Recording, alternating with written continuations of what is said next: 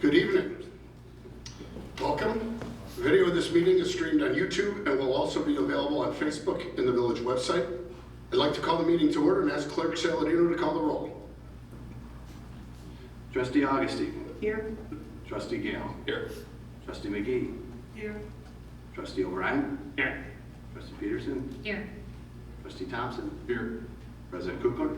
Here. And we have a full house. Thank you everybody for attending. We appreciate it. We had a busy weekend at the village.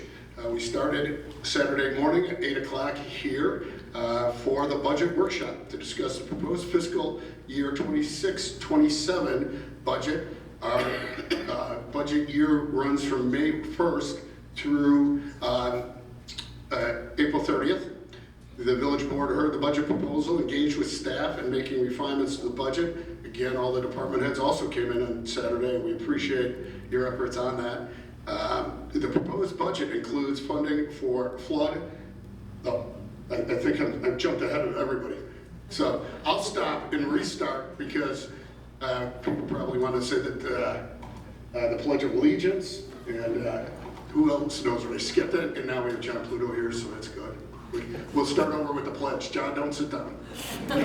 Please stand. I pledge allegiance to the flag of the United States of America and to the republic for which it stands, one nation, under God, indivisible, with liberty and justice for all.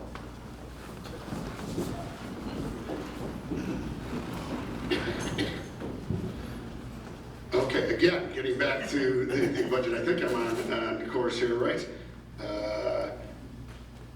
All right, good. As always, our staff did an excellent job presenting the budget. The budget was thoughtful, strategic, positioned to best support LaGrange residents in a manner that best uses the tax dollars. A public hearing regarding the proposed fiscal year 2026-27 budget is scheduled for Monday, March 23rd, 2 weeks from today, with consideration of the approval of the budget scheduled for April 13th. After the budget meeting, we went over to Countryside and participated in the Countryside Parade. I thank people that came out, including Village Manager Knight and Public Works Director Timothy O'Brien and his daughter Hazel. It was great to have her helping pass out candy, and it was a great afternoon. So it was wonderful, and hopefully if you were out there, we threw you some candy. We also concluded this weekend Restaurant Week, and I hope that people took the opportunity, I know I did, to experience this much looked forward annual event. It provides a great opportunity to visit and enjoy some of the best LaGrange has to offer.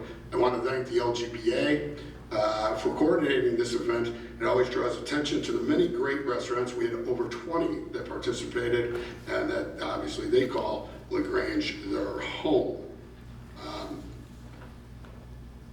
Looking forward, a couple of things. I'd like to start by inviting Linda Christensen to the podium. Linda's with the League of Women Voters, and she's going to briefly talk about an event that's happening Thursday at 7 p.m. at the library, and I'll give you the mic.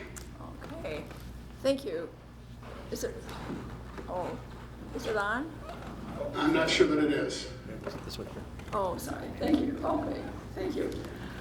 Yes, I just wanted to speak this evening about an event that we have scheduled, as Mark said, on this coming Thursday evening at 7 o'clock at the library, and it's on the subject of artificial turf in our communities.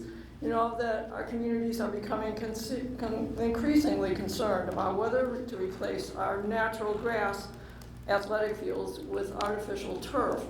And an organization, the Sustainability Institute at Montclair State University in New Jersey has done a study on this, and they'll be presenting their findings to us via Zoom on Thursday evening. And we're also expecting a short presentation from Jenny Bechtold, who's the executive director of our LaGrange Park District, on the various the issues that they weighed and considered in making their decisions about our LaGrange parks. So again, I hope you can all be there. You can register online at the library, but it's not necessary to do that. You can just show up. It begins at 7 in the Durkee's room at the LaGrange Library. Thank you. Thank you, Linda. And that's being presented by the League of Women Voters of the LaGrange area, as well as Go Green Greater LaGrange. So thanks a lot for your efforts in that regard. Again, talking about spring, the week of April 20th, we will have the spring cleanup. Again, where Flood Brothers will take all of your discarded household items. You do have to put on one sticker, a specially marked sticker for spring cleanup. We recommend that you don't put it on till the morning of, because a lot of people have their things taken by and reused by people that drive through the village to you know, one person's junk is another person's treasure. So there's a lot of people that do drive around. Put your stickers on first thing in the morning. Flood Brothers does come out early, and they will take whatever remaining. I do want to mention a couple of things that were discussed during the budget process that are available for our residents, and more information on our webpage. The 50/50 overhead sewer program, the village will contribute up to 50% of the cost for an overhead sewer in your home. It's a great idea. If your home is not equipped with one, do it while we're able to offer this cost savings. Along with the 50/50, we have the 50/50 sidewalk program. If the sidewalk in front of your house is in need of repair, you can get on our list and we share the cost with the homeowner. We take care of the contractor and getting it all done. And it should run smoothly, and so we're encouraging anyone that's interested to get on our list so that we make sure we repair your sidewalk. And with that, I would ask if there any village manager report. There is. Thank you, President Kugler, and good evening, everybody. I'd like to extend my appreciation to the village board for their guidance in crafting next year's budget. I'd also like to thank our interim director, Mappy, the village's management team, and other staff members that worked very hard on a budget that continues to uphold the village's reputation for providing excellent services, so thank you. In the coming weeks, staff will be working to finalize a document in preparation for that public hearing on the 23rd. Secondly, we have village stickers and pet tags available. The village recently announced this availability, and it's in the renewal period. As a reminder, vehicle stickers are now virtual, saving individuals the hassle of adhering and removing decals from their vehicle. In an effort to improve the renewal process and make it more convenient, the village offers a quick and easy way to purchase them online.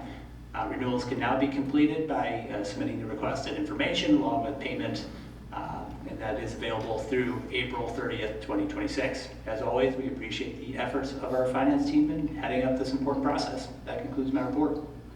Thank you, Manager Knight. With that, I'd like to request Clerk Saladino read the items on the consent agenda, followed by those appearing under our current business. Matters on the consent agenda will be considered by a single motion and vote because they already have been considered fully by the board at a previous meeting or have been determined to be of a routine nature. Any member of the Board of Trustees may request that an item be moved from the consent agenda to current business for separate consideration. Item A, a resolution authorizing participation in a joint salt purchase master contract for the purchase of rock salt. Item B, minutes of the Village of LaGrange Board of Trustees regular meeting February 9, 2026. And item C, March 9, 2026 consolidated voucher. Current business. This agenda item includes consideration of matters being presented to the Board of Trustees for action. Item A, an ordinance approving a variation from the LaGrange zoning code for fence location at 521 West Elm Avenue. Item B, a resolution approving a temporary use permit for Water Lemon Kids LLC at 25 South LaGrange Road. Item C, ordinances approving a zoning code amendment for authorized special uses within the C1 commercial zoning district and a special use permit for health-focused retail with accessory medical services and site plan for 110 West Calendar Avenue. And item D, a resolution approving a contract for the purchase of electricity from the lowest cost electricity provider for commercial accounts through the Northern Illinois Municipal Electric Collaborative Bid Process. That's it. Thank you. Thank you, Clerk Saladino. The next item on tonight's agenda is public comments regarding agenda items. In order to ensure that all may be heard, we ask that individuals seeking to speak conclude their statements within 3 minutes. At this time, I'd like to ask if anyone in the audience has comments on tonight's agenda items.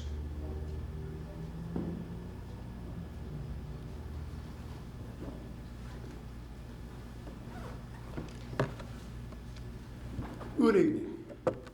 Randy Valenta, 19 South LaGrange Road, resident and landlord. I'm rising tonight to comment about the item 6C regarding the amendment and special use permit that you're considering after careful deliberation in the Plan Committee. I support that amendment and all that it took to get to this point, with the Plan Commission recommending that we adopt those amendments so this business can reside here in LaGrange. I've seen these businesses. They're growing quite a bit these last years. They're becoming very popular, and I believe it would be a great addition to our LaGrange environment, both on a personal and a commercial level. I want to see our downtown doing great. I want to see more people on the sidewalk. I want to see more people enjoying themselves, aside from just the restaurants. And it's becoming more and more difficult to get valid retail into our spaces downtown, what with the changing retail landscape over the last 20 years. This is one of those changes that has been adopted by many retailers to combine their businesses with services, and it's the type of service that I think is going to go well with the wellness components that we already have in the village, from stretch labs to Brazilian waxing. People in LaGrange are conscious about their health, and I think that this business will help our downtown thrive. It'll help us move forward in the right direction, and I hope you support it. Thank you. Thank you, Randy.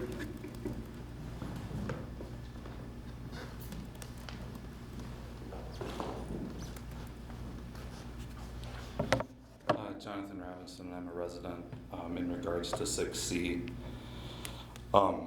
there's 100 other places in this village that business can go. It's a relatively small amount of restricted area. It's simply the first level in the central business district. Why does it have to be this one place now? Why? Rewriting our code should be an absolute last resort. Absolute last resort. I'm going to remind you, this is the third time in the last 10 months the same owner's property has rewritten our zoning code. This is 3 times. In May of 2025, at 108 East Calendar, we included 5 short-term rentals. We added them specifically by address into our code. You couldn't even find another way to do that. I'd remind you that the Plan Commission recommended that you not approve that. I'd also like to suggest that the president said that the public feedback was 50-50, but somehow it was unanimously 100% agreed upon and voted through. In January 12th, the 112 East Burlington project, the Jackson Square project, rewrote the maximum height that buildings are allowed everywhere in this village. Again, we rewrote the code to accommodate somebody's want. I'd like to note there were 8 other significant provisions of the zoning code that were disregarded. And today we're back at 110 East Calendar, same owner, and we're rewriting our zoning code.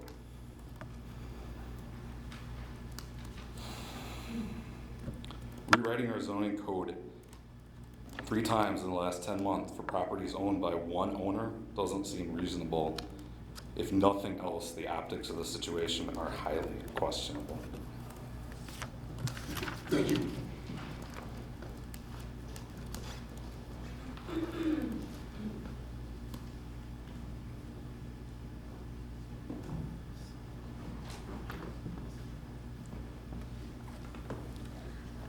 Hi, my name is Sarah Boyce, and I spoke at the Plan Commission concerning the same 6C on the health and service retail business that's going in. I'm a chiropractor that is within 50 feet of that space, and I've been in LaGrange for over 9 years, and I was told that I could not be on the first floor as a service-based business 9 years ago, and I abided by those rules all these years. And so now Dr. Alex wants to come in and do the retail aspect, which I don't have an issue with, but when I read through, I don't see anything specifically. I know it said not chiropractic, but there isn't anything saying that he's not going to perform these chiropractic services in the special assessment.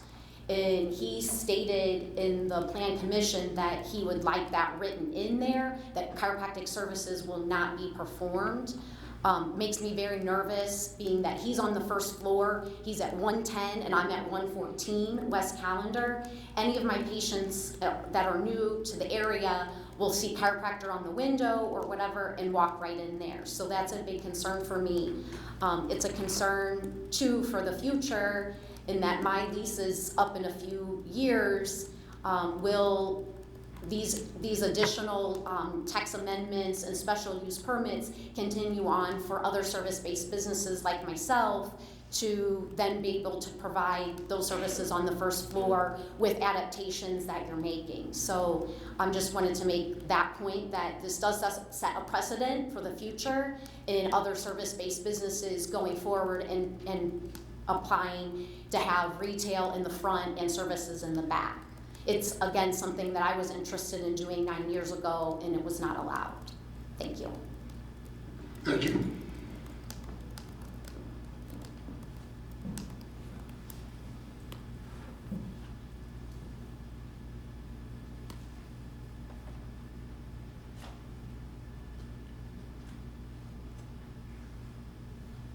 Seeing no more comments, I would ask for presentation of the consent agenda. I move for a vote on the consent agenda as presented. Second. Thank you, Trustee Gale and Trustee O'Brien. Any comments on the consent agenda? President Kugler, as previously stated, I recuse myself on any matters on the consent agenda pertaining to the village prosecutor. Thank you. Seeing no other comments, I would ask for a roll call vote. Trustee Thompson. Aye. Trustee Peterson. Aye. Trustee McGee. Aye. Trustee Augustine. Aye. Trustee O'Brien. Aye. Trustee Gale. Aye. Thank you, and that passes unanimously. Next up is current business. We do have 4 items. Under A, an ordinance approving a variation from the LaGrange zoning code for fence location at 521 West Elm. And I'd ask Trustee Thompson to introduce that. Thank you, President Kugler. Alex and Dennis Bone are the owners and applicant of the property located at 521 West Elm Avenue, 211 South Wales Avenue, subject property. The applicant applied for variations from the zoning code sections 3-110G.12, minimum setback for garages, 3-110G.9, side and rear yard regulations for accessory uses and structures, and 9-105D, fence prohibited locations to allow the construction of an accessory structure within the R4 single-family resident district. On January 15, 2026 and February 19, 2026, the Zoning Board of Appeals held a public hearing on the application. The subject property is 2 lots comprised of 4 lots of record.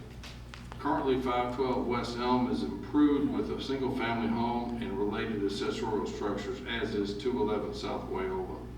The applicant is proposing to demolish the existing single-family home and accessory structures on 512 West Elm, leaving the existing family home at 211 South Wayola Avenue. The applicant proposed variations to accommodate the construction of an attached garage, conversion of existing detached garage to a pool house, and a fence along Elm Avenue and Wayola Avenue frontages. The request of relief was largely necessitated by the proposed consolidation of the 2 lots into one zoning lot. The ZBA found that the requested variations were not the only means by which the applicant's hardship could be remedied to a degree sufficient to permit a reasonable use of the subject property. Under the zoning code, the applicant may use only 3 of 4 lots of record and leave the northernmost lot of 512 West Elm Avenue as a separate unimproved developable lot of record. 211 South Wayla, comprised of 3 lots of record, would then remain as a separate zoning lot. Then only proposed fence would require a variation, and the proposed garage addition and pool house conversion would be permissible under the code. After the hearing was closed, the ZBA deliberated and initially voted 3-2 to recommend approval of all requested variations. After further deliberations, the ZBA voted 5-0 to recommend approval of the lesser variation, zoning code section 9-10(5)D, fence prohibited location to allow construction of the proposed fence. Staff and the village attorney have prepared the attached ordinance that would approve the authorization of the fence variation. Staff recommends approval of the proposed ordinance as reflected in the zoning board bills and recommendations. I'll make a motion that we pass this. Second. Thank you, Trustee Thompson. Trustee Gale, any discussion regarding this? Seeing none, I'd ask for a roll call vote. Trustee Peterson? Aye. Trustee Augustine? Aye. Trustee O'Brien? Aye. Trustee McGee? Aye. Trustee Gale? Aye. Trustee Thompson? Aye. And that passes unanimously. Congratulations to the homeowners. B is a resolution approving a temporary use permit for Water Lemon Kids LLC at 25 South LaGrange Road. I'd like to invite Trustee Gale to provide an overview of this item. Thank you, Mr. President. Water Lemon Kids LLC has requested approval of a temporary use to provide drop-off, supervised play, and children's activities in the month of April. Section 9-103 of the zoning code allows temporary uses that are established for a fixed period of time and does not involve any permanent construction. The code specifies certain temporary uses that may be approved by staff. It provides that other temporary uses may be approved by the village board so long as the temporary use is consistent with the code purposes and intents for temporary uses in the zoning district in which the proposed temporary use is located. And if the general limitations for all temporary uses listed in section 9-103E are met. Water Lemon Kids is a children's indoor recreation facility with a special use permit in the C-1CR zoning district. Business includes a play area, cafe space, and retail showroom. As a children's indoor recreation facility, their play area may only be used by children under the direct supervision of a parent or guardian. Water Lemon Kids is considering adding occasional drop-off services where parents can leave children for a short duration to engage in supervised activities. Before pursuing amendments to their special use permit, Water Lemon Kids would like to conduct a pilot program through a temporary use permit. The proposed pilot program would offer play and activities for school-age children on Fridays in April from 4:30 to 7:30 p.m. The proposed drop-off program would have no impact on the business's hours of operation or overall capacity and would not constitute a daycare requiring a licensure through the Illinois Department of Child and Family Services. Staff recommends approval, and I move for approval of the resolution authorizing a temporary use for Water Lemon Kids at their location 25 South Grange Road. Thank you, Trustee Gale. A second, please. Second. Thank you, Trustee Thompson. Any discussion regarding this matter? Trustee Hodgson. It's more of a comment. I like what they're trying to do here with Water Lemon. I like that it's a continual iteration of a business. It's a creative iteration, and congratulations on how much you've done to evolve and make this better and better with each unique idea that you have. So you've come before us a few times and they've all been great ideas, and I love to see that you continue to thrive in that space. It's a really nice addition, and it's one of a kind in terms of the type of business that you provide in this town. There's nothing like it. It's a pilot program, I understand that, and I was just wondering, I didn't see it in here, so there's probably an easy answer. It's about a month long pilot to see how that works out. Is that long enough And if it isn't long enough, if we might need more, could we grant that just in case you see it moving but you're not quite sure? Because it might take a while for the word to get out and for things to catch on. If you're gonna talk, though, you just have to introduce yourself. Hi, everybody. Good evening. Nina with Water Lemon. Nice to see all of you again, and thank you for your kind words. Yes, we decided 4 weeks might be a nice run for the pilot, and the hope would be that it would be successful and well received by the community, and that it could potentially turn into something longer term. Great, well, I hope it goes well, one way or the other. Thank you. Thanks. Trustee Gale. Thank you, Mr. President. I had a couple questions, I think more directed for Charity. When I read through this at first, or before I read through it all, I thought, oh, this is potentially a daycare, but of course we've made very careful boundaries here, or there are boundaries here. But if you know, like what sort of, where is that line? What constitutes when something becomes a daycare, if you know? Well, it's multifaceted. There's a variety of different requirements that apply, but in that this is school-age children and it's only for 3 hours, 1 day a week, it does not meet the thresholds of requiring licensure as a daycare. Right, I figured that. I was wondering if this is successful and they want to then expand it, sort of what are the boundaries that they might bump up against if you know. Sure. So there are some boundaries that they would bump up against if they wanted to expand significantly the number of hours involved, or potentially with younger children, there may be some additional requirements as well. Okay. Do you have a sense on like the number of hours or the amount of kids, or that's the bridge too far? All right. Thanks.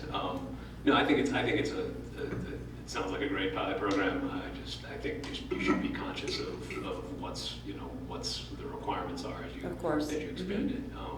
But yeah, I think it's fine.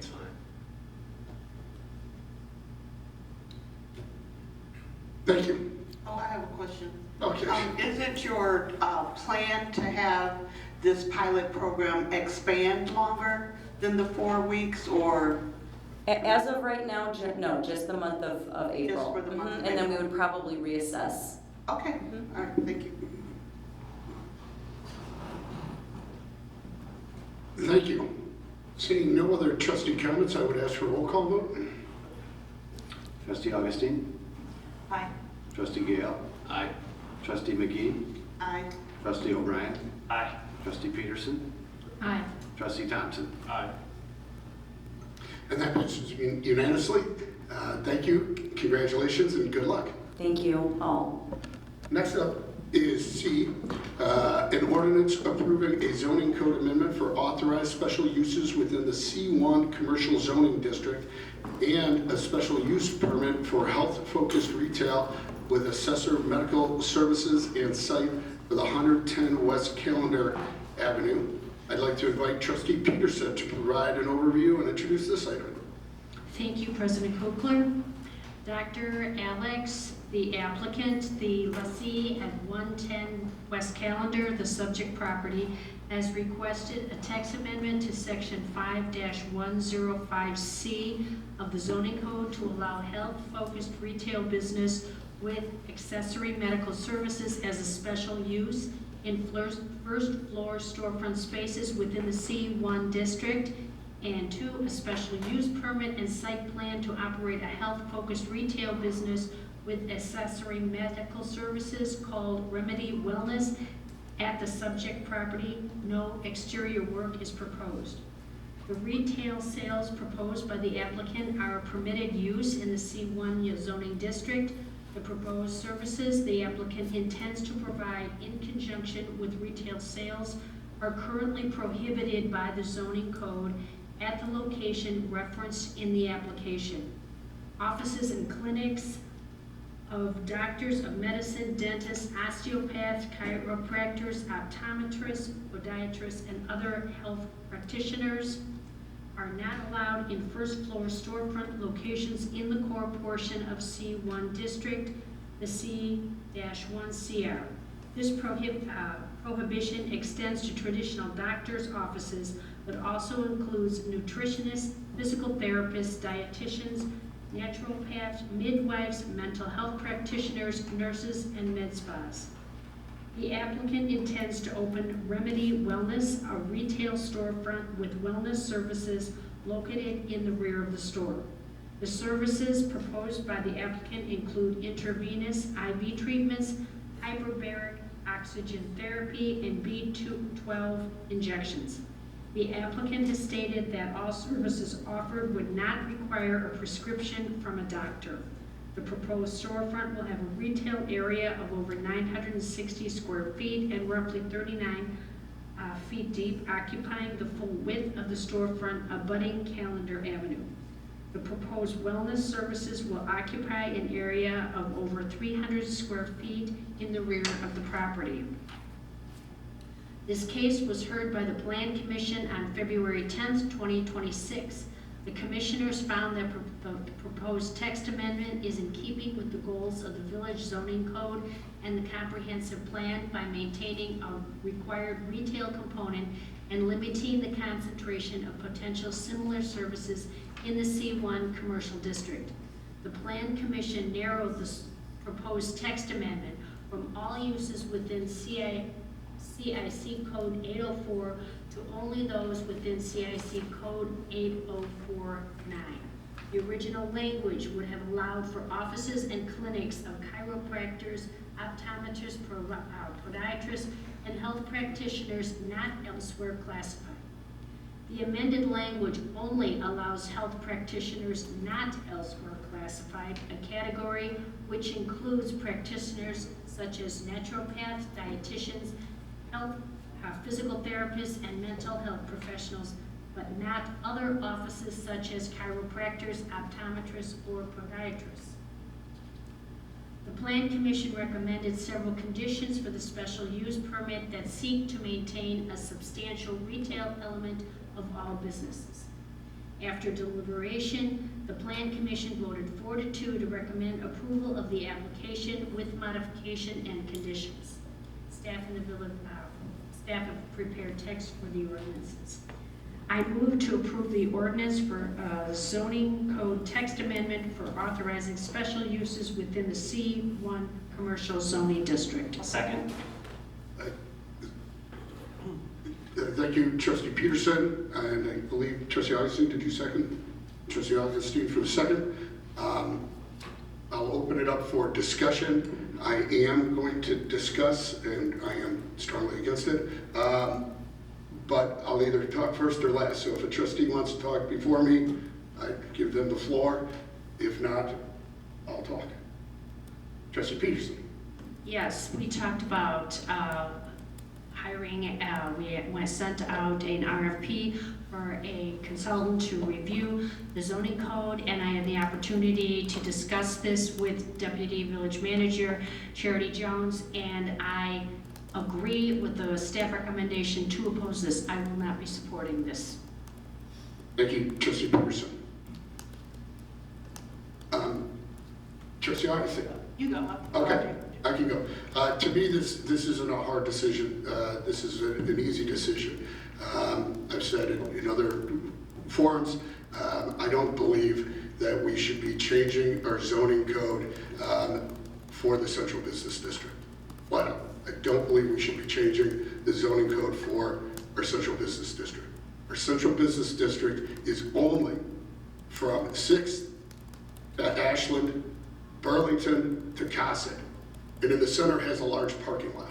There's not that many businesses that are in the central business district. The boards previous to us said, we really want to keep this retail and restaurant. We have a lot of other areas throughout the village that don't have those same requirements. We're doing it just for the central business district. It has worked well for the village. We have won the awards for having the best suburban downtown, not the towns that don't do this. I don't see why we would ever change it. But what's before us today is an applicant coming in and saying, change your whole code in the central business district to allow my business. That's not how we should be going about the zoning code. This isn't asking for a special use, it's asking to change the code. And staff recommended against it because it shouldn't be done this way. Flat out, it should not be done this way. Now, if for some reason the majority of the board, 4 trustees, disagree with me and change the code tonight, I would say it shouldn't be a special use. This is a business that should not be in the central business district. There are areas that this business could operate. The business that is directly north of McDonald's on LaGrange Road is available. It specifically says it's open for medical or retail. It's on LaGrange Road. Opportunity for signage.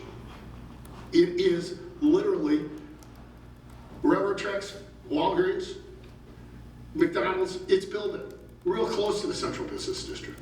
They could go there tomorrow. We also heard from Dr. Boyce.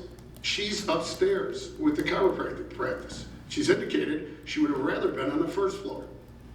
We should want retail on the first floor, not chiropractic on the first floor. Changing the rules will give less opportunity for retail. My family goes to the dental loft. They did a beautiful job building out a dental office on the second floor. Again, that's what we're encouraging in our central business district. Those type of businesses being on the second floor. The applicant's business should be on the second floor, the non-retail portion. The retail is allowed, but we should not be carving away more and more in taking opportunity away from retail. So again, to me, it's a simple answer, and I know that people talk, and it was said today about the changing retail, but I can tell you, in today's Wall Street Journal, it says, and again, it was specific more to malls, but it was for all retail, Gen Z's mall rats are a welcome sight at physical stores. It goes on to say about how much more Gen Z is spending than the older generations at physical retail stores. Let's keep retail in our central business district. Let's give retail a chance by mandating to the landlords, you can't go to the person who's going to pay you the highest dollar rent. Retail, restaurant in this small area. Now I'll open it up. Trustee Augustine. Thank you, President Kugler. This is retail. It's absolutely retail. So there's no doubt about it to me, which is why I think it was so appealing to the Plan Commission. The Plan Commission took 2 meetings to think this one through. They patiently talked through the pros and the cons, and they created rules around and code changes around ways to make this fit without damaging existing businesses. But this is retail. This board and previous boards have allowed things that aren't really at all retail in recent years. We have many gyms, workout facilities that sell really no retail, but we've allowed them in. So we've been making exceptions, and we've been making exceptions for years. And one of the reasons we make exceptions is our code is very old. It was written when most of these buildings were filled with genuine old school, old-fashioned retail. We rarely get applicants anymore that look or feel retail. We've recently got a lovely business that sells soap, which is great, Mayan, I think. But other than that, we haven't had too many retail shops come in lately. I was thrilled to see this concept come through. Yes, it's health-focused retail business with medical services, but it's mainly retail. And that is why we considered an exception, which is why we originally considered an exception for a co-working space on a first floor in this district when they were going to provide retail. We're interested in retail. This is retail, and it's more retail. It's majority of the space, 70 to 75%, I'm not sure exactly where we landed there, will be selling services or selling items that are health related. Maybe the applicant can get up and speak to that, but I was really impressed. I sat in on both those Plan Commission's meetings because I was interested. So I thought that the Plan Commission did an extremely thoughtful and careful job thinking this through. I think this will be good for our retail mix. It doesn't change much, but our code rewrite that Trustee Peterson referenced is at best a year away from today. So are we saying we're not going to allow anything that doesn't fit inside our 1990s code to come in? I mean, we have a zoning board of appeals, a ZBA, and we have a plan commission. Those are review boards, and they review things that are code and statute and make exceptions all the time. That's how we change and grow. So I don't understand how something like this, which is very much a retail concept, would not be allowed in there.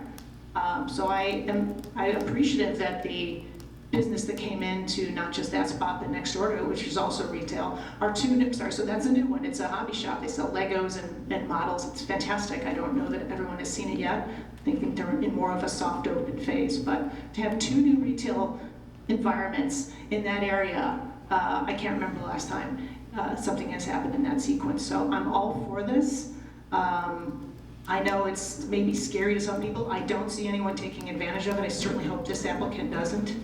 I can't imagine they will, and I hope that this works out for them, but I'm excited to see LaGrange being open-minded, willing to iterate, be creative, and I don't think we need more gyms and restaurants, and those are the ones that can afford to pay these rents. If we've got a retail business that can come in and they think they can make it work, I'm interested in seeing it happen. Thank you, Trustee Augustine. Trustee McGee. I would just like to say, I'm kind of in the ballpark with Trustee Peterson and President Kukler. We've had similar discussions before about what type of businesses we want in certain areas of the community. And I have to say that I'm against this because we can't, every time someone comes up with an idea of doing something, decide to change zoning codes just to appease one person. We discussed this a couple years ago. I can't remember the specifics, but we only wanted retail businesses on our first floors. And as President Kukler stated earlier, we have the area that's, as he said, next to McDonald's. They have all type of medical facilities and stuff there. So I think it would be wise for you to consider another location versus the central business district. So I can't support this proposal. Thank you, Trustee McGee. Trustee Thompson. Just one question first. Rosin Eye Care, are they under a grandfather clause or an exemption to the zone? Optical goods stores with an office of an optometrist is a permitted use in the zoning district. Well, since it's not allowed. No, it is. An optical goods store with the office of an optometrist is permitted. Also, an optometrist isn't allowed, but they have the retail section. Optical goods right. store with an optometrist, yes. It was actually, previous to that was a non-conforming use. It's been an optical goods store with an optometrist for decades in that location, right? And in, I believe it was 2018, the village amended the code to make it clear that that was a permitted use. In the research at the time, it was found that broadly throughout the area, optical goods stores almost always include an office of an optometrist in order to generate the prescription required to purchase the optical goods, because in Illinois, for glasses or contact lenses, you have to have a valid prescription within the last 12 months. President Kugler, the property that's just north of McDonald's, I was looking at the other day because of what happened with 14 South LaGrange last week. But that whole building has 3 parking places, and that's it. So it's not really usable for any type of business that's going to go into the semi-retail place. There's no parking. McDonald's has clearly made their parking lot their parking lot. I would assume that building's almost unviable unless it's torn down and reconfigured, because there's no place to park. The alley's too narrow. I do wonder, we have several vacant properties. The old Anderson bookstore's vacant. We don't have a tenant for it. We've now learned that 14 South LaGrange, the old Chase Bank, is back on the market for sale. So there's no development going on there. That's going to have to go through a whole new remarketing process. So we have a lot of vacant retail space downtown. I think we have to continue to look for businesses that bring in retail and some services to bring foot traffic into town. We need to feed our restaurants, our coffee shops. These businesses bring a lot of foot traffic for people that spend money, like the Water Lemon Kids place. All these businesses drive foot traffic into the downtown area to bring spending in other areas. And I think it's very important that we continue to modify our retail businesses to match a modern section. I agree, malls may be coming back, and they're going to build new Barnes and Nobles, but they're not gonna build one in LaGrange. We have to start finding creative ways to drive people to downtown LaGrange. And so I support this program just because I think we do need to continue to look for creative retail businesses in the downtown area. Thank you, Trustee Thompson. Trustee Gale. Thank you, Mr. President. I just had two points to make. One, I think this text amendment just goes too far from the retail, restaurant, entertainment core that we've tried to preserve. And the second point is I just don't know how we say yes to this. I don't know how we don't say yes to doctors, to dentists, to others on the first floor. I just don't see a practical distinction between the two. So I'm not in favor of it. Thank you, Trustee Gale. Seeing no other comments, I would call for a roll call vote. Trustee Peterson? No. Trustee Augustine? Aye. Trustee McGee? Nay. Trustee Thompson? Aye. Trustee Gale? No. Trustee O'Brien? Nay. And with that, I won't vote. It's 4-2. It fails. Again, I would encourage you to look at places outside of our central business district. We would like to have your business in LaGrange. The next matter, if I could ask Attorney Schuster to tell us where we're at now with this next matter. That was a text amendment. The next is the application for a special use. Because the text amendment failed, you can't legally grant the special use. So, regardless of But before you leave, maybe he didn't hear. I think we have to vote now against him. Because he can't withdraw. He chose not to stay. Yep. So you can't grant it because the text of our code does not allow it. So even if you were generally in favor of the text amendment, under our standards, we can't approve a special use.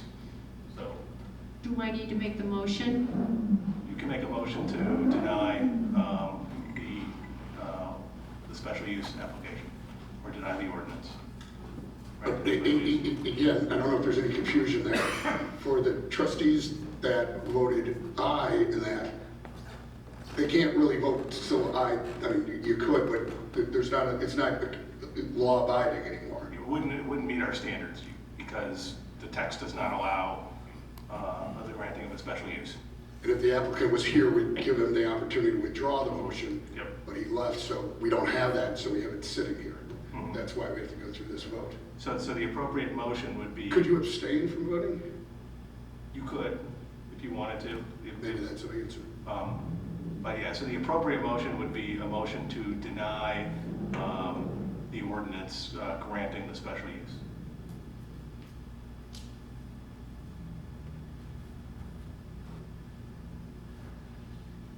So that's for me? All right, I'm writing this down. All right. I move to deny the ordinance granting the special use permit for the property known as 110 West Callender Avenue, LaGrange, Illinois, subject property. A second. Any discussion on that? Yeah, I want to be clear. So when an I vote is to vote to deny the special use, right? Correct. Okay.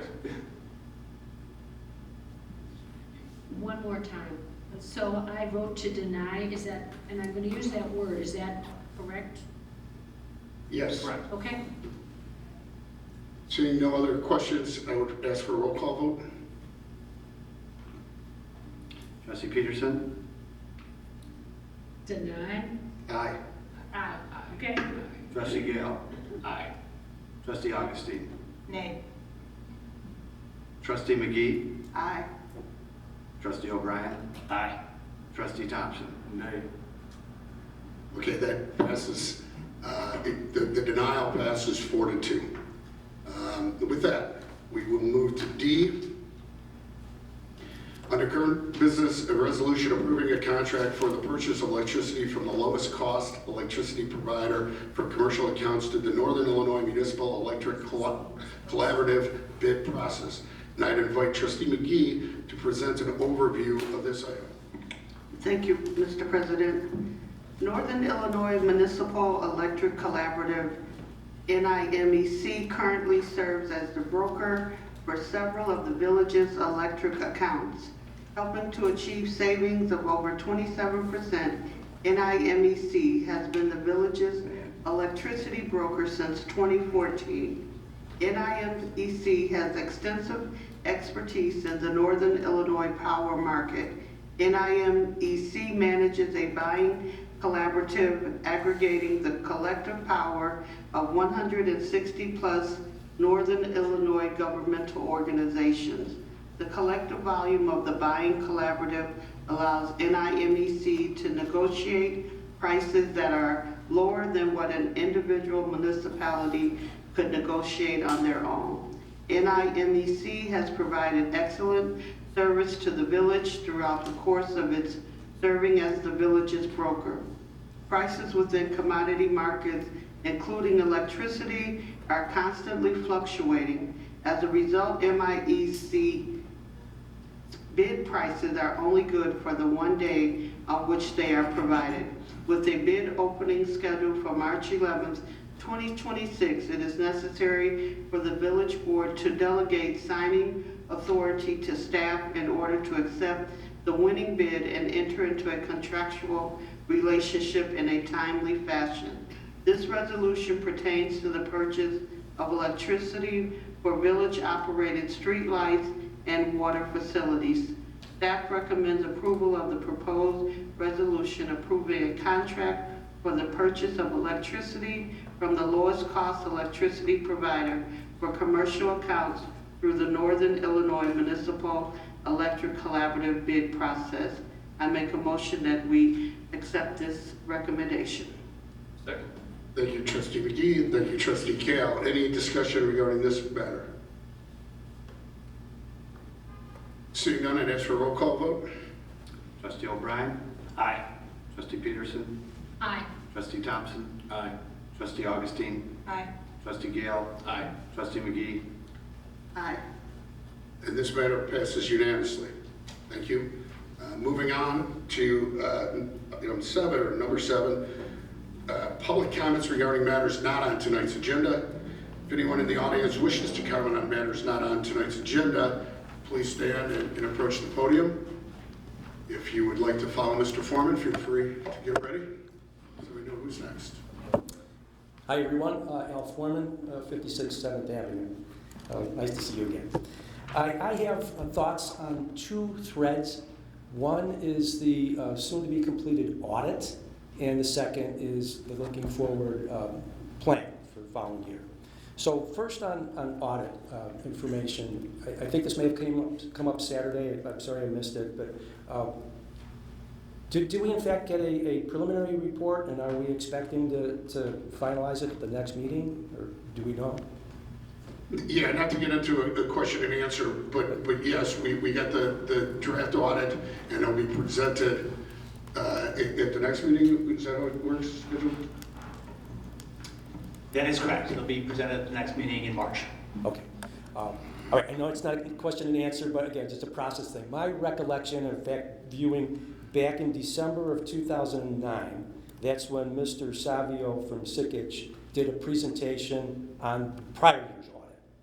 And that was presented as part of the manager's report. So it was before comments from the audience on agenda items. So I'm curious, if necessary, do the residents have a chance to raise any questions directly to the auditors? No. Okay.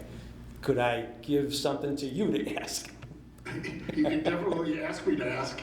Okay. Or you can And then you can ask decide. the trustee to ask also. Okay. All right. Thanks. Appreciate that.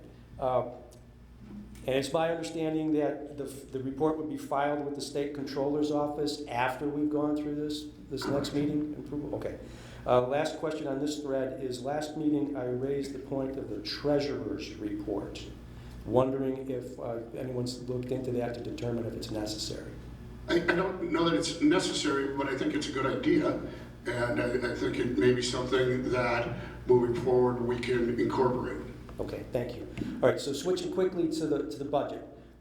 First, thank you all for all your work and spending the Saturday working on that. And I'd also like to thank Mr. Robinson for recording it. I found that helpful. And I just make a suggestion. It's great that we've advertised it on Facebook, and we've used the language, come attend and be part of the conversation. But I think it would be great if the village could have recorded it or stream it, whatever. I mean, 3 days notice, people show up. If they're interested or not, then they have a chance, right? One question or topic that came up I want to echo or really feel strongly about is the fact that we've got an audit that we're trying to put to bed. We're looking ahead another year, but we don't really have, in my opinion, our arms around the current year. So I'm a big fan of current cash and investments. And I think the village could gain a lot of credibility by getting into a cadence of reporting cash, balances and investments. Not suggesting anything that's nefarious, but I do think it's a critical. I mean, you go to see a doctor, they take your blood pressure, right? You go to see a financial analyst, they want to know your cash, right? So enough said. The board meeting next on the 23rd is when a public hearing will be held on the budget. So I'm assuming this Thursday you would be sending out a public notice. Should I look for that in the Suburban Life? I think isn't there a 10-day notice before the meeting, public hearing is required? So just be in your conscience to remind me about that. And I'll close with a couple of quotes that I want to read from last year's budget package. And I'll give you page numbers if you need. Okay, last year's Finance Department overview included the mission of the Finance Department, ensuring village investments comply with the village's adopted investment policies. My thought bubble there is, you approved the parking lot purchase, right? In my humble opinion, I look at it and say it's a speculative investment. So legally you're probably cool, but I would encourage you, if you haven't, to sail it past the auditors to make sure that doesn't kind of go square off the trails with what a defined investment policy is. Also, the Finance Department's mission included timely, complete financial information to the village board, the staff, and the public. Right? So that, again, last year's report. Third point from last year, accomplishing budgetary control includes a method of analysis and prepared monthly reports comparing revenues and expenditures. Monthly reports comparing revenues. Two things. These quotes from last year, I don't see anywhere in the current budget package. The comparable placeholder would be page 23. Maybe it's yet to be done, but I think these are fundamental requirements of a finance department, so I encourage you to get that into the documents as objectives. And anxiously wait to see actual numbers, but those are my comments on the process. So thank you.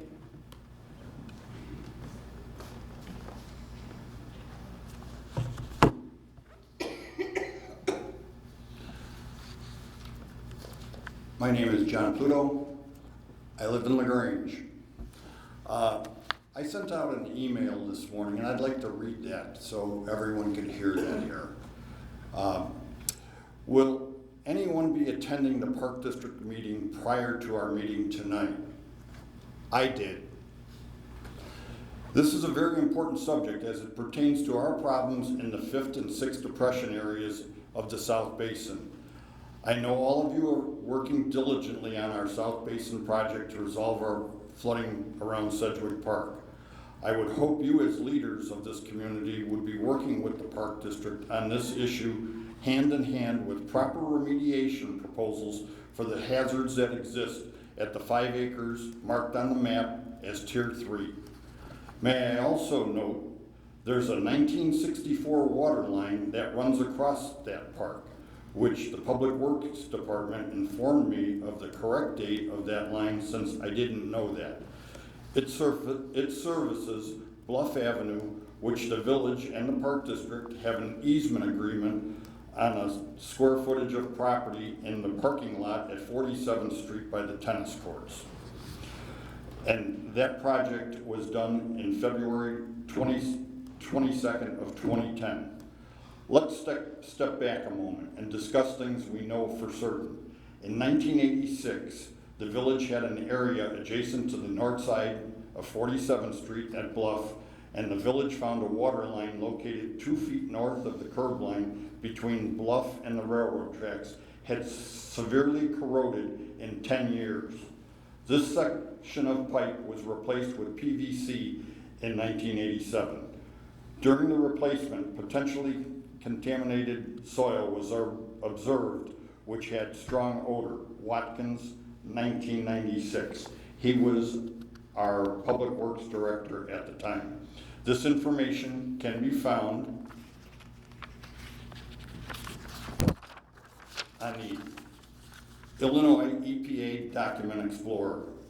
A remedial investigation plan for the former LaGrange manufacturing gas plant site at 47th and Bluff was provided by Huff & Huff Incorporated, environmental consultants of LaGrange, in 1996.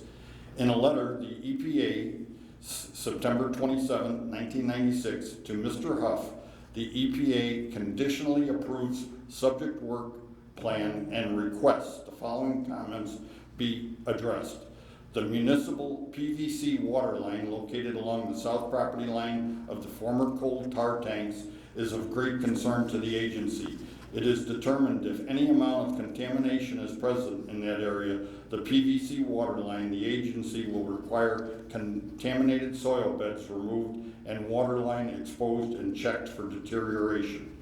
At other sites, the agency had experienced rapid deterioration of PVC monitoring wells placed in coal tar tanks and creosote contaminated soils. On October 3rd, 1996, Mr. Huff wrote back on 10/10/96, the Village Public Works Department will expose the PVC water main. The same chemicals are coal tar related products found at the park. The water line in 1964 runs from 49th Street to 12th Avenue and is shown on the Park District topographical map. And it is close to soil bores number TSC 24 and TSC 16 soil bores, which were found to be contaminated with 4 benzo contaminants. Additionally, with lead and mercury contamination. Has the Village of LaGrange taken these matters into consideration for the safety of their municipal water lines feeding Bluff Avenue? We know the EPA stated back in 1996 coal tar waste and steel and PVC are deteriorated by this. Are you going to be proactive and address this issue with the Park District before they do their EPA minimum requirements and go along their merry way with the project? I would like you to pursue this matter, and I see nothing in our budget from last year on replacing that water line across that park. That water line is 61 years old and sits in a bed of possibly benzenes and other coal tar products. How can we effectively improve our infrastructure if the park comes in and does a whole redo project there and we have to come back in and replace that line that goes from 49th to 47th? I don't see any future planning in this village, and it really kind of makes me depressed on how you people plan this village. Also, South Lyons Township, the sewer backup program, we're not eligible for that. But maybe someone could explain to me how we are taxed by South Lyons Township. I pay $85 on my tax bill to them, plus my every 2 months on my water usage.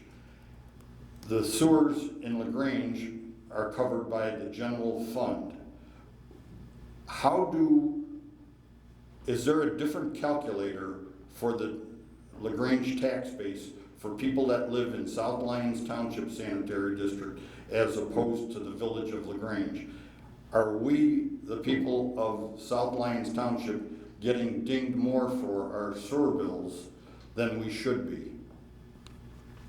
Thank you, Mr. Pluto. Thank you.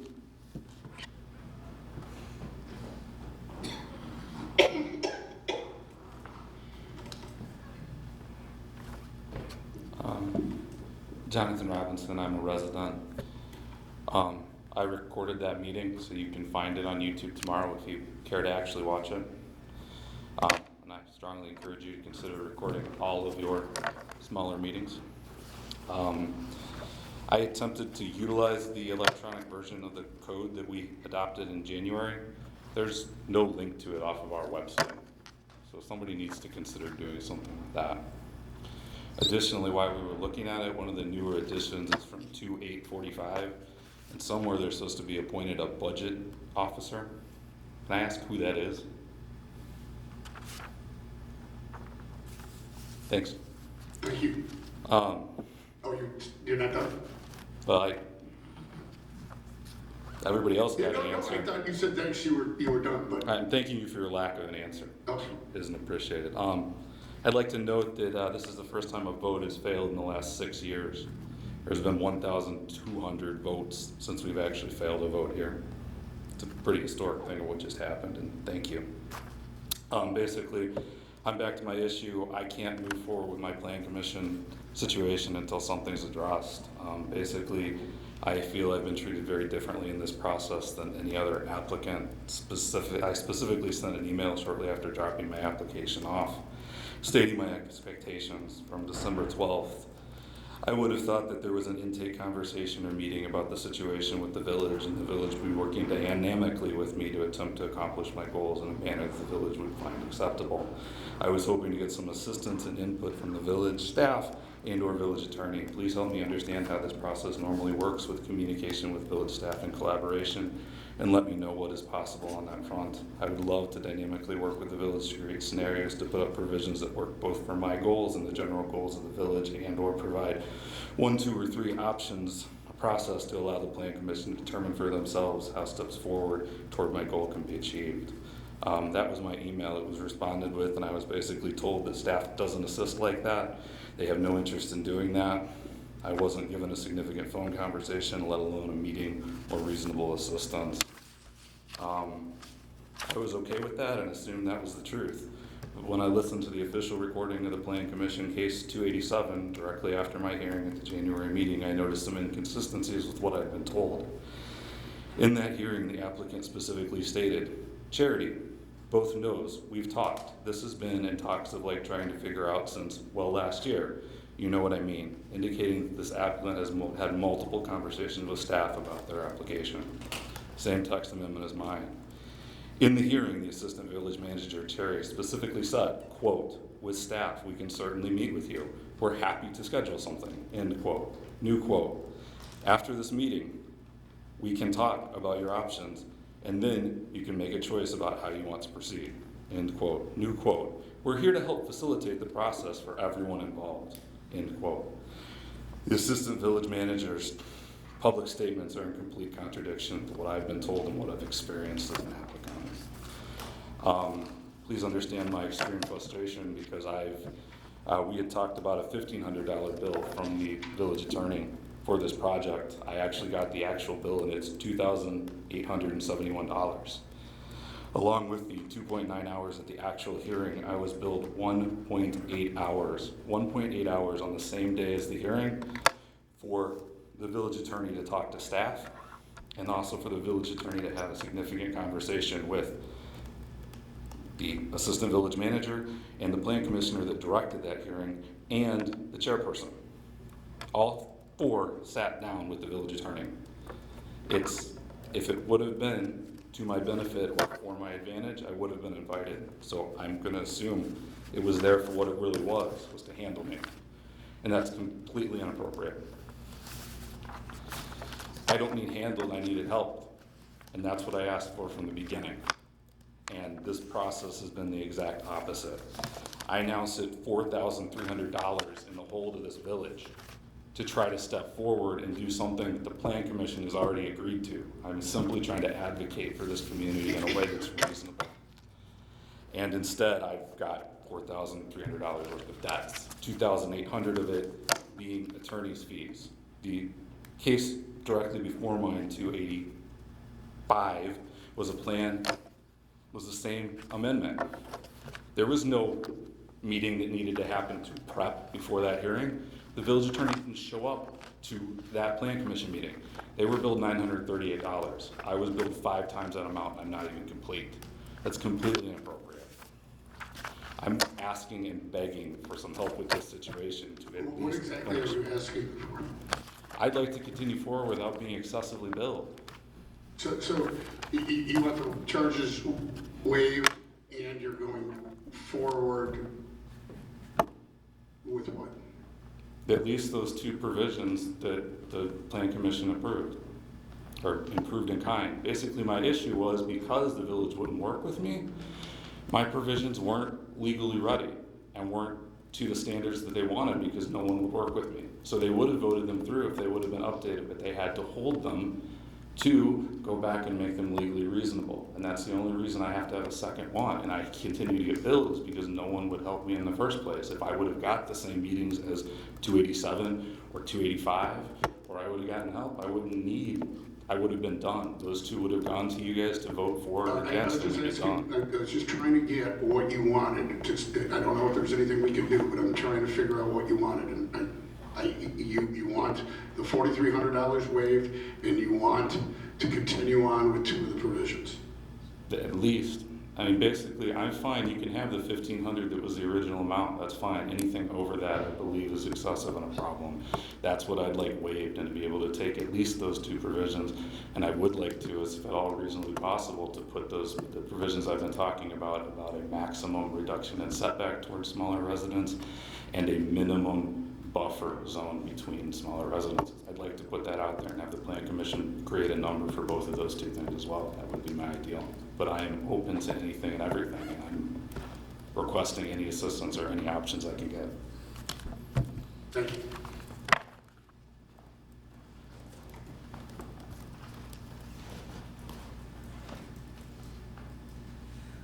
Anyone else? Seeing none, I would open it to trustee comments.